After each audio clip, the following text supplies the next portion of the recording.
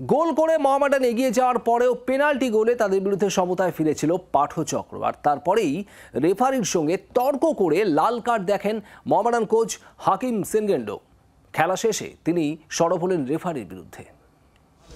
গত 3 বারের league champion কিন্তু মোহামেডান কোচ হাকিম সেনগেন্ডো এবার টানা চতুর্থবার কলকাতা লিগ ক্লাবকে এনে দিতে পারবেন কিনা তা নিয়ে সন্দিহান সাদা কালো সমর্থকরা। চলতি কলকাতা লিগে তার দলের পারফরমেন্স একদম পেন্ডুলামের মতো দুলছে। কোনো ম্যাচে দুর্দান্ত খেলে জয়, আবার কোনো ম্যাচে পয়েন্ট হারাতে হচ্ছে।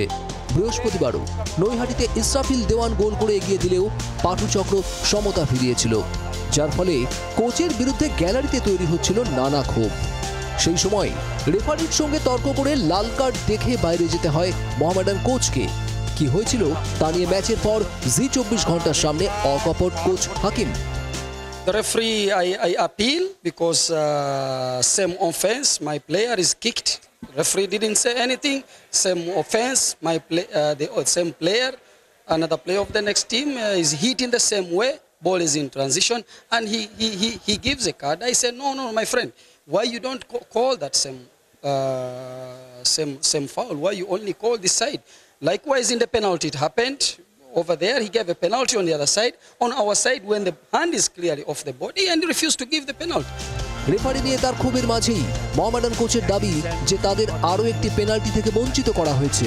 এদিন হারলেই অনিশ্চিত হয়ে পড়তো মোহামেডানে তার কোচিং করানো। তাই মাঠের বাইরে চলে যাওয়ার পরেও স্টেডিয়ামের ছাদ থেকে নজর রাখছিলেন ম্যাচের দিকে।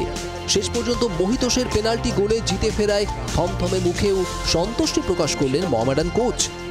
Football is a game of mistakes. I accept that referees are also human beings, but once it comes to something that there is consistency in mistakes, I don't know, what should we do now? Should we just sit back and not have any?